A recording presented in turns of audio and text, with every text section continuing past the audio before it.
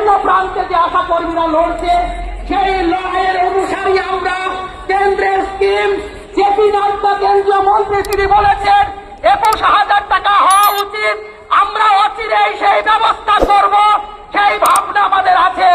মানে আমরা যেটা এখানে বলতে চাই আপনাদের উদ্দেশ্যে, এই আন্দোলন শুধু এই রাজ্যের কাছে নয়, এই আন্দোলনের বার্তা আজকে গোটা ভারতবর্ষের ওই কেন্দ্র পর্যন্ত যদি পৌঁছে দিতে হয়, আমরা স্বাস্থ্য ভবনের ভেতরে যে কথা আজকে বলে এসেছি, আমরা প্যাকেজ জমা, এটা আমরা সিম্বলিক এই আন্দোলন। ওনারা বলেছেন যে আপনারা যা করলেন পুরো কামাল করে দিয়েছেন, তাদের ভেতর পর্যন্ত তার স্তনক নড়ে গেছে। তারা জানে আমাদের শক্তি কত, আমাদের সঙ্গে আজকে এই যে দীর্ঘক্ষণ এইরকম আধিকারিকদের বৈঠক করতে হলো আপনাদের এই জেলের জন্য, আমাদের লড়াইয়ের মানসিকতার জন্য। আমরা কেন্দ্রীয় সরকারের কাছে এবং রাজ্য সরকারের কাছে এমন উদাহরণ তৈরি করতে চাই, এমন উদাহরণ আগামী দিনে তৈরি করবো, যার বার্তা আমরা কেন্দ্র এবং রাষ্ট্রকে দেব। সেই লড়াই আপনারা প্রস্তুত আছেন কিনা বলুন। আমরা স্বাস্থ্য ভবনে বলে এসেছি, আমরা মানবিক দিদির কাছে যাব, আমরা কালীঘাটে যাব, আমরা হাজরাল মোড় থেকে মিছিল শুরু করব। সেদিন আরবানের আশা কর্মীরা আসবে, সেদিনে রুরালের আশা কর্মীরা 64,222 জন আশা কর্মী, তারা সবাই আসবে। সেদিনে কেউ তার চেলায় থাকবে না। আমরা আমাদের দিদির কাছে, মানবিক দিদি, তার কাছে যেতে চাই। যদি সমস্ত কর্মীদের এই বেতন ভাতা দিতে পারে, যিনি বঙ্গজননী উপাধি দিয়েছেন, যিনি ফুলমালা দিয়ে সম্বর্ধনা দেন, যারা হেলিকপ্টার থেকে আশা কর্মীদের মাথায় ফুল ছড়াতে পারে, তারা কেন এই অবহেলা এবং এই ধরনের বৈমাত্রিক ব্যবহার কেন তারা করবে?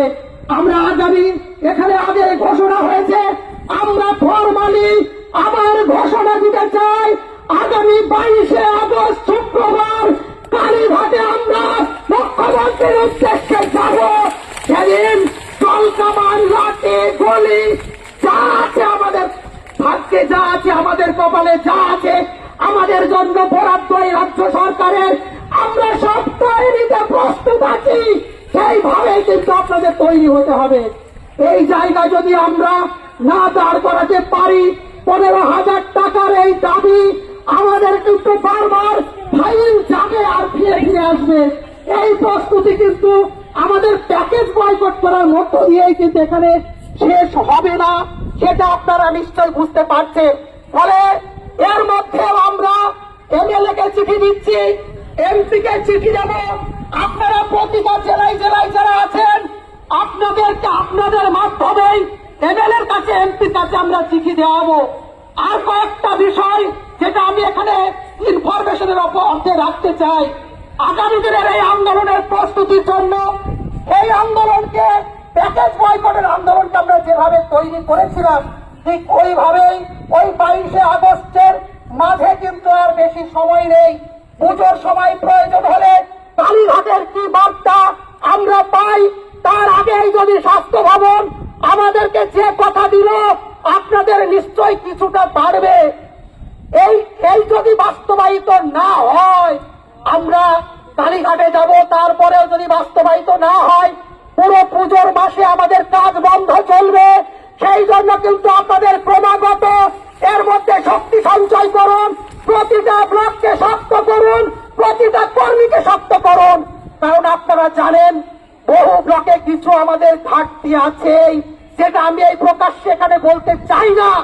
আপনাদেরকে প্রতিটা ঘাটতিকে রিপেয়ার করতে হবে, তার জন্য আমি চাই না চাই সেই সময়টা আমাদেরকে নিতে হবে।